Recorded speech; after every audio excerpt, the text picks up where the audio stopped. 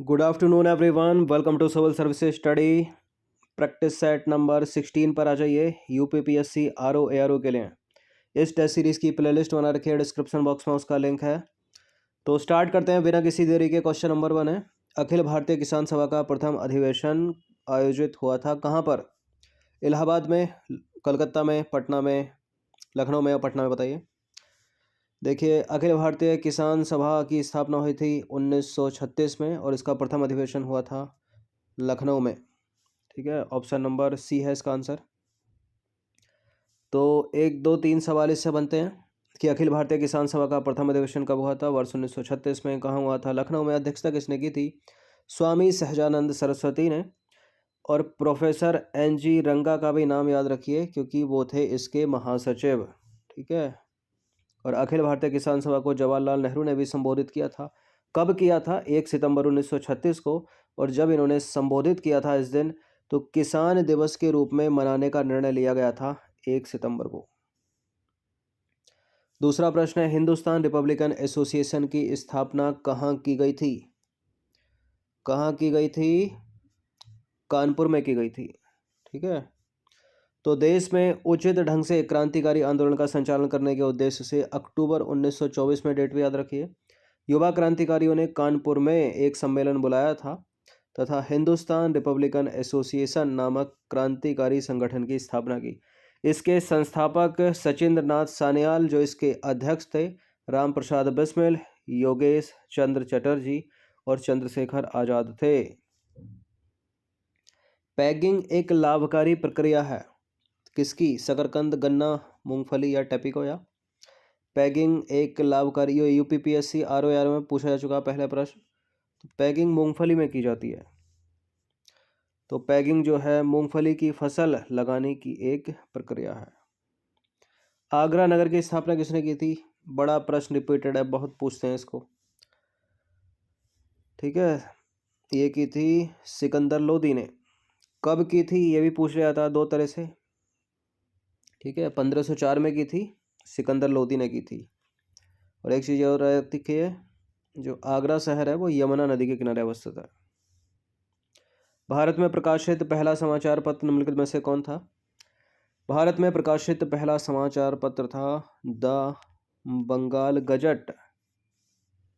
ठीक है, तो द बंगाल गजट, एक नाम आपको याद रखना है इसके साथ, जेम्स ऑगस्टस हिक्की का। ठीक है, द बंगाल गजट अथवा द कलकत्ता जनरल एडवर्टाइजर, दोनों एक ही हैं। और 1780 में प्राचीन स्मारक संरक्षण अधिनियम किस गवर्नर जनरल के समय में पारित हुआ था? ये इंपॉर्टेंट है प्रश्न। ये हुआ था लॉर्ड कर्जन के समय में, जिसने बंगाल का विभाजन किया था। तो लॉर्ड कर्जन ने 1904 में एक अधिनियम पारित किया और भारत में प्राचीन स्मारकों की मरम्मत के लिए 50,000 पाउंड की राशि निश्चित की। सारनाथ की जो भूमि स्पर्श मुद्रा वाली बुद्ध प्रतिमा है, निम्नलिखित में से किस काल की है? वो किस काल की है? वो है गुप्त काल की। तो भूमि स्पर्श वाली बुद्ध की जो मूर्ति है वो गुप्त काल से संबंध रखती है और यह गांधार शैली में निर्मित है। नंबर 8 पर आ जाइए। शिवाजी ने पुरंदर की संधि किस मुगल सेनानायक के साथ हस्ताक्षरित की थी 1665 में? जसवंत सिंह, जय सिंह, दिलेर खां या फिर शाइस्ता खां? जय सिंह के साथ की थी। ठीक है, तो 11 जून 1665 को शिवाजी और जय सिंह के बीच हुई थी पुरंदर की संधि। और इस संधि के अनुसार शिवाजी ने अपने 35 दुर्गों में से 23 दुर्ग मुगलों को दिए थे।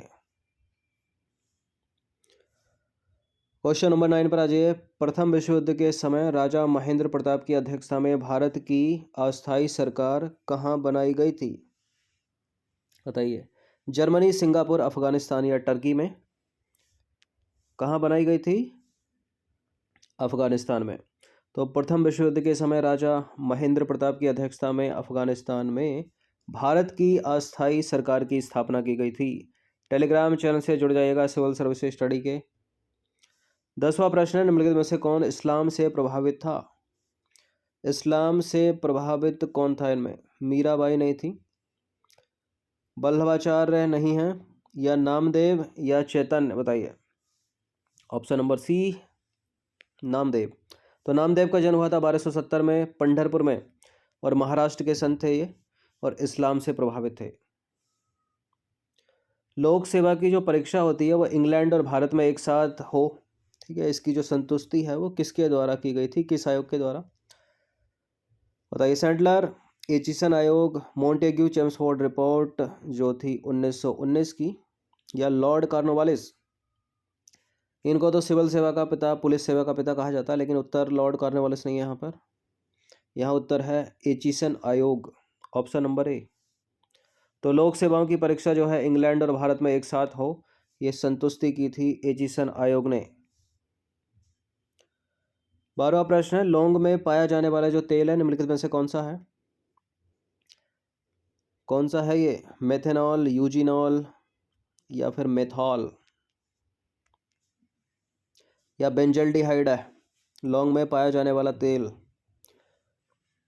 यह है यूजिनॉल।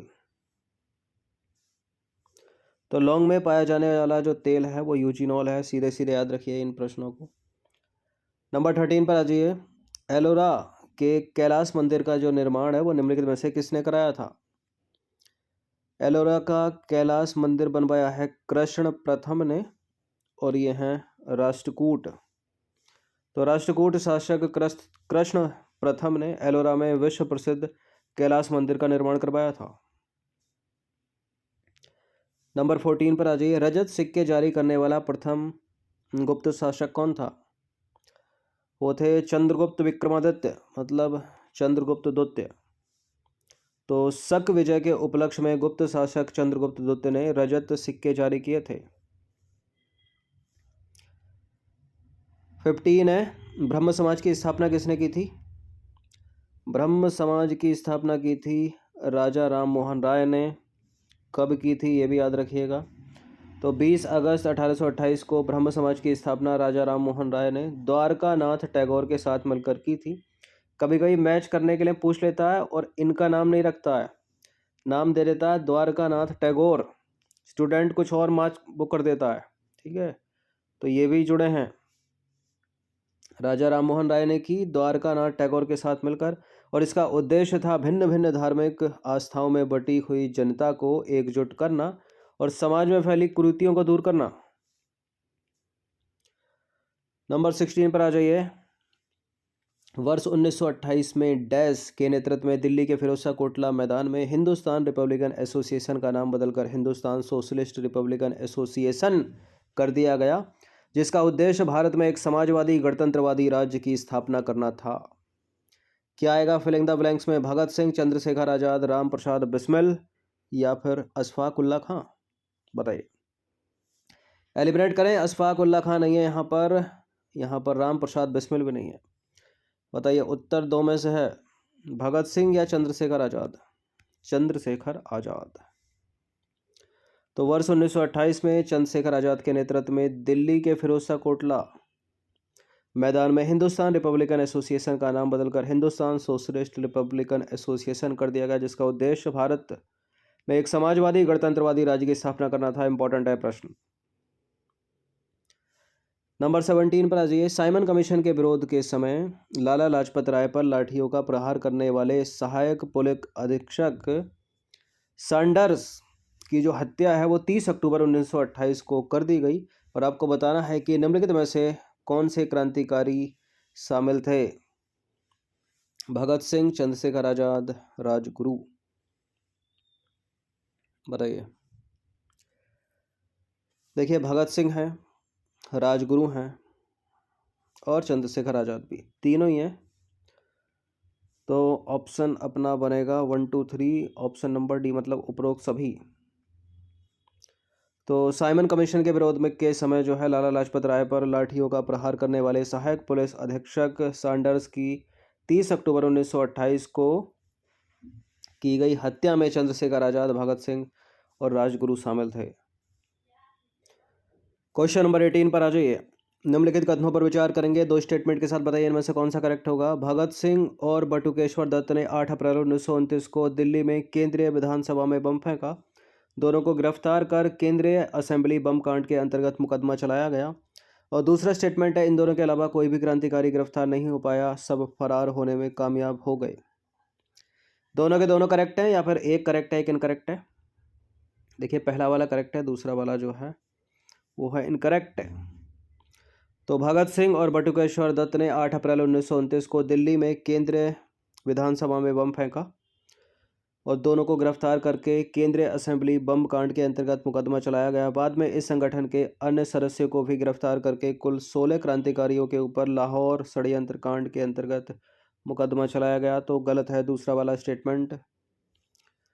क्वेश्चन नंबर 19 पर आ जाइए। 23 मार्च 1931 को सुखदेव, भगत सिंह और राजगुरु को अंग्रेजों द्वारा फांसी दे दी गई और चोरी छिपे उनका अंतिम संस्कार पंजाब प्रांत के फिरोजपुर जिले में डैश नदी के तट पर किया गया, जहां वर्तमान में शहीद भगत सिंह स्मारक स्थित है।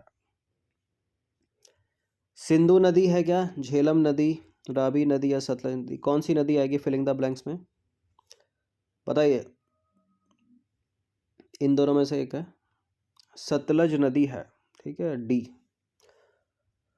तो भगत सिंह, सुखदेव और राजगुरु को 23 मार्च 1931 को फांसी दे दी गई। चोरी छिपे उनका अंतिम संस्कार पंजाब प्रांत के फिरोजपुर जिले में सतलज नदी के तट पर किया गया, जहां वर्तमान में शहीद भगत सिंह स्मारक स्थित है। 20वां प्रश्न है, निम्नलिखित कथनों पर विचार करेंगे। पहला कथन है, फिर कारण है। कथन है, इंकलाब जिंदाबाद का पहला नारे के रूप में प्रयोग मोहम्मद इकबाल ने किया था और इसका कारण है भगत सिंह ने ही इस नारे को चर्चित बनाया। देखिए पहला स्टेटमेंट कुछ और है, मतलब कुछ पढ़ने से व्याख्या तो कर नहीं रहे हैं बिल्कुल भी, ठीक है, तो पहला तो गलत हो जाएगा। लेकिन इनमें से एक इनकरेक्ट भी है, क्योंकि इंकलाब जिंदाबाद का पहली बार नारे के रूप में जो प्रयोग है वो किया था किसने, वो किया था भगत सिंह ने, ठीक है। तो भगत सिंह होगा यहाँ, मोहम्मद इकबाल नहीं। अब जहाँ दोनों की सही की बात करा वो तो एलिमिनेट कर दीजिए, सी या डी में से उत्तर होगा। तो पहला हो गया इसमें गलत, कथन हो गया गलत, कारण हो गया सही, तो दूसरा वाला सही है। तो कारण सही है किंतु कथन गलत है, मतलब डी होगा इसका आंसर।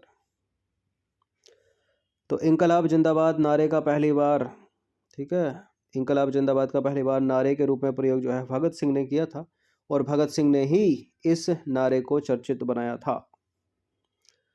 तो दोनों स्टेटमेंट में यहाँ होना चाहिए भगत सिंह, ठीक है, जो कि नहीं है यहाँ पर, यहाँ है तो ये करेक्ट है। तो ये 20 प्रश्न थे, इनकी प्रैक्टिस कर लीजिएगा 1 से 2 बार। धन्यवाद।